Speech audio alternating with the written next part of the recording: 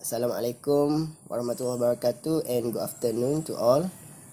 Today, I want to make an interview for our assignment.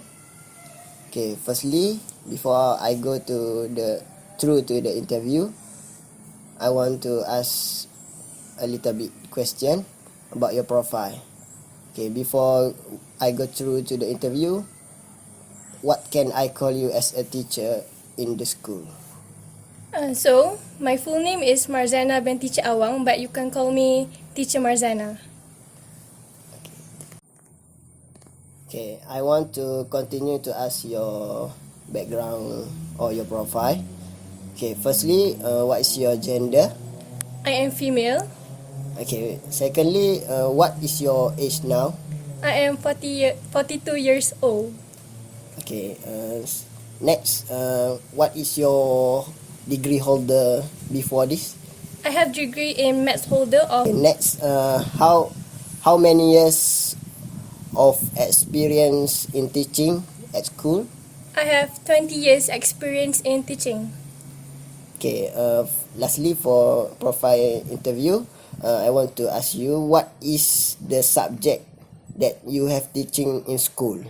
I taught maths and BM in. Let's continue to the real question that I want to ask you. Okay, before I want to ask you the question, I want to let you know that we have 6 questions for the interview.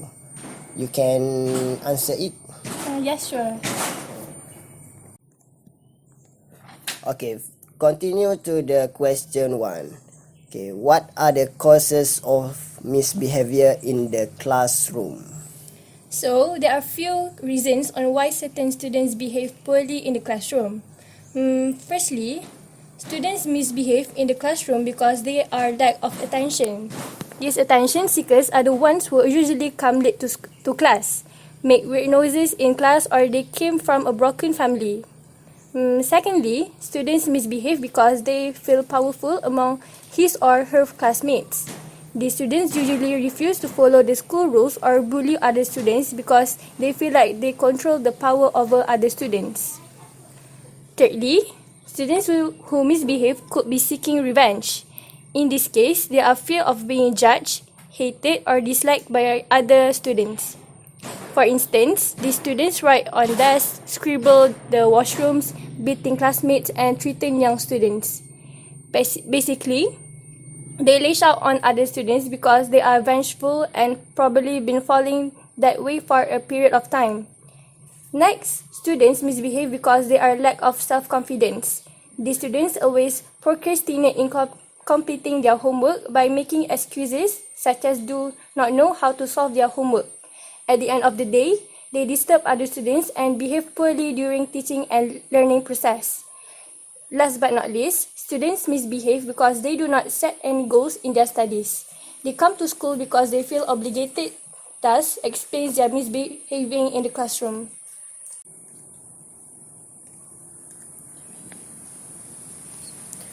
Okay, thank you for answering for the question 1. Okay, we continue to the question 2. Okay, for the question 2, the question is, how does a teacher respond to a disrespectful student? There are many ways to respond to a disrespectful student. Firstly, use humor to diffuse the situation. There are a few situations in the classroom that I can make a joke out of. When you run into a student who will not comply, if you can find a way to reprimand them through a joke, you will win. Humor automatically brings the student down a notch and usually causes them to let their guard down. Secondly, reiterate expectation. The students keep getting up without permission, or they have their cell phone out, or they are currently doing one of the million things that you have told them a million times not to do. It is very helpful to approach the students and ask, are you supposed to be doing X, Y, and Z? Sometimes, if the student is really smart, alike, they will give you an excuse to rationalize their behavior, so then you ask, does it matter? Most of the time, turning it onto them to be accountable levels them out. Problem solved. For example, there is a student who refuses to be accepted by the teacher. The teacher will ask and he will tell the teacher that this is a calculator. Then the teacher will ask again and then he will tell the teacher that there is no reason not to do this. The teacher can ask him, "Johnny, were you texting your girlfriend?" In this way, you can continue the class or you can wait until after class. Okay, we continue to next question, which is question 3. Okay, the question is, what are the effects on the studies of students that are having attitude problems? Students that are having attitude problems tend to play truant, come late to school, and finish homework, fighting with classmates and other kind of problems. These attitudes can lead to terrible effects on students' academic performance and undermine their future. First of all, students will lose their interest in learning as they got no self-motivation to keep themselves focused in class. They get distracted to other disturbance around them easily. Secondly, problematic students will miss a few lessons or topics for the days that they are absent since they lost their interest to go to school. Furthermore, these kind of students are unable to receive the exact information delivered by the teacher and they could not enhance their knowledge for a certain topics. This is because they fail to meet their focus point during the learning section occurs. Last but not least, the effect of students that are having attitude problems toward their studies is they tend to get a strained relationship with their classmates since their classmates are going to feel uncomfortable and get scared. This will cause to grouping activities failure because the problematic students might not giving good cooperation with their group members. Okay, thank you for answering the question 3. Okay, we continue to the question 4. Okay, for the question 4, the question is, if the student engages in the problem behavior, do you provide one-to-one instruction to get the student back on task? If yes, explain how. As a teacher, if a student is involved with a discipline problem, we will arrange a counseling session with the students. We first need to identify what are the reasons of it. It's the issue and the problem. The counseling session will be held few times, maybe 3 to 4 sessions, depending on how serious the problem is. Other than that, the students will be asked to join few activities or programs that will help to build the students' behavior. Throughout the counseling process, we will try to help the students to evacuate the negative behavior, replace it with a positive behavior. If necessary, we will be having a consultation with the parent to help look after the students from home. The end of the counseling session, we will look after the students from time to time. We will also work together with discipline unit. If it is involving the non-boarding student, to discipline unit will handle it, while if it involves the in-board students, the warden will take charge of that case. After that, the student will be referred to the counselor for counseling session. Okay, thank you for the answering the question 4. Okay, we continue to the question 5.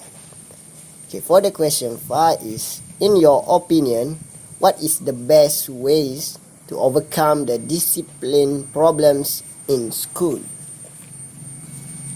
So, in my opinion, in fact, discipline problems can be attributed of students' failure in school to comply with established rules. Misconduct often committed by students includes truancy, fighting teachers, vandalism, personal hygiene, bullying, and so on. Therefore, various efforts need to be made to reduce the problem. So firstly, the school administrators must address the problem of student discipline by tightening the implementation of school rules, imposing severe punishment on those involved to be an example to other students. In these cases, teachers also need to be fully empowered to implement school rules in addition to the responsibilities borne by disciplinary teachers. Secondly, the Parents and Teachers Association (PIBG) must also play a role in addressing students' disciplinary problems.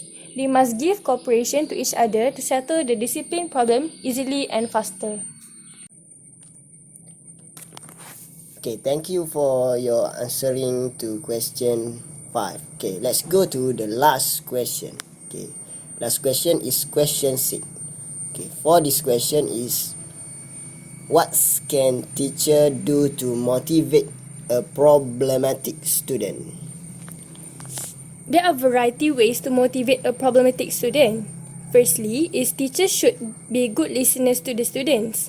When you listen to your students, they feel that much more valued, and if they feel more valued, they feel good about themselves, which in turn makes them want to do more. In other words, they feel more motivated. And also, good listening teacher can help to improve teacher-student relationships. Secondly is teachers, school administrators and PIBG can call parents of students or guardians of students to find out what the real problem is. Sometimes, they do not know the problems of their children because their behavior is different when at school and at home. In this way, the students can express what has been hidden for so long and can motivate the students because he can express dissatisfaction in the hope that they can change for the better students. Thirdly, schools and teachers can hold spiritual programs. For example, holding Yasin recitation and Zohar prayers before they return home. This method can prevent troubled students from continuing to do problems and can indirectly motivate them to continue to do good. In addition, schools and teachers can hold motivational programs by calling a motivator. This method can help to motivate students and slowly can open their minds about their direction after school. And finally, teachers can give appreciation to the problematic students in the form of compliments or gifts to them so they feel appreciated.